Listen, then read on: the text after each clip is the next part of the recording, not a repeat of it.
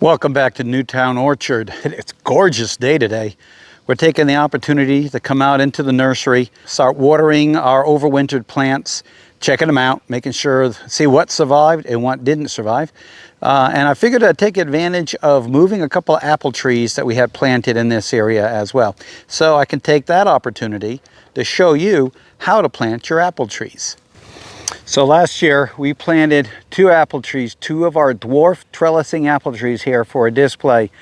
Unfortunately, the ground here turned out to be lower than the rest of this area. So the water from watering our grow out huts and our sales huts has been gathering here. The trees seem to be doing fine. Generally, they're very susceptible for that kind of water, and they create a root rot. And we had problems with that last year in some of our trees in the orchard. But I'm going to take advantage again of being out here in this beautiful day, and we're going to remove these trees. I'm going to move them into the orchard. So stay with me and I will show you how to plant the apple trees. Now these trees, this one is my Enterprise. You've heard me talk about that. It's my favorite. This one is a Wine Crisp. That's a really good apple too. It's not as big, it's red, but it's not as big as the Enterprise, but it's sweet. It's got a, well, I've had people telling me it tastes like a wine cooler. And actually when I tested afterwards, I'm like, I can see the similarity. So that's a real good apple as well, just an FYI. So there are the trees. The root system on this one is pretty healthy. They both are actually. One is much larger than the other. They both will do fantastic. The soil they were in is beautiful soil. I don't want to waste it, so I'm going to go get the wheelbarrow and scoop up some of this. We have to bring this ground up level in order for it to not puddle every year. And if you see, we've got a mound of filler dirt. We'll be using that to level this area out. All right, so I'm in the orchard. I'm getting ready to dig the holes for this one's going to be the Enterprise, and then we'll do the Wine Crisps next.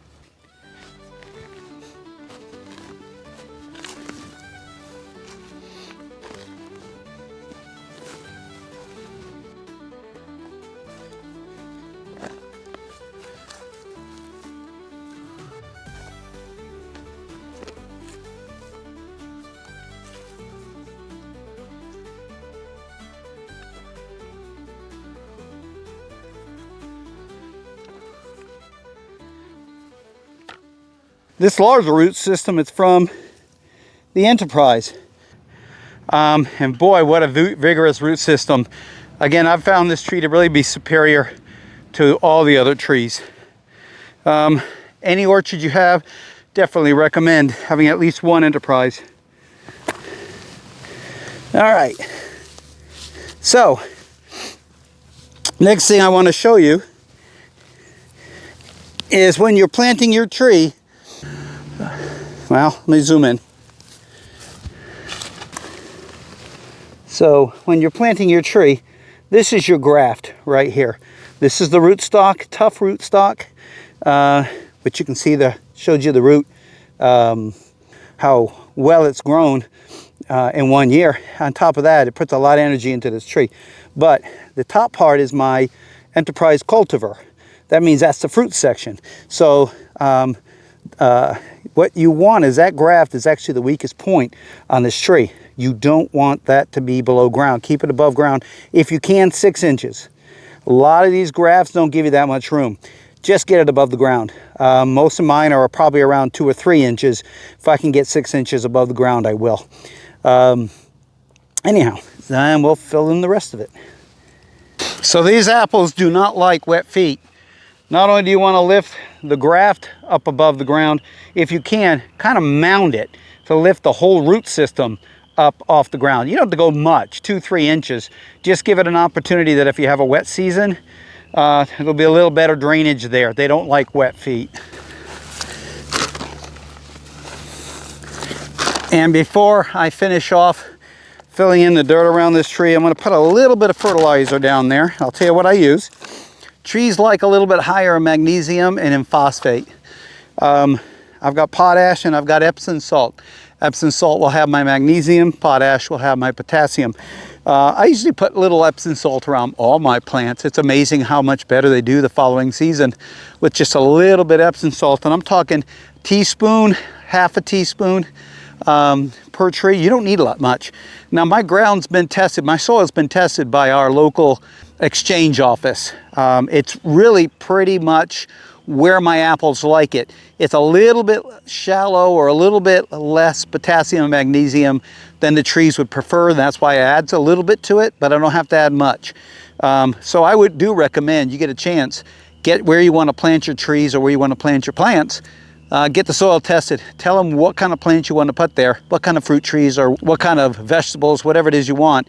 And they'll tell you if that soil is, if it's good as it is, or if you need to add anything to improve the quality of that soil. So anyways, so for the potash, I barely even have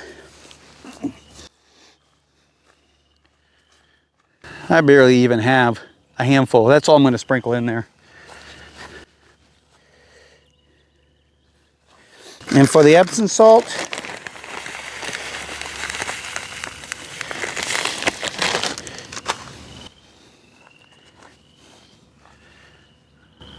that's all I'm going to add.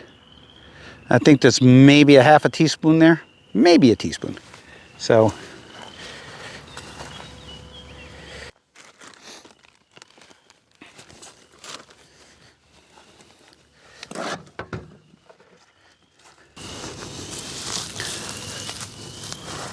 and then I'll hose it down, try to make sure the soil fills in any air pockets down below.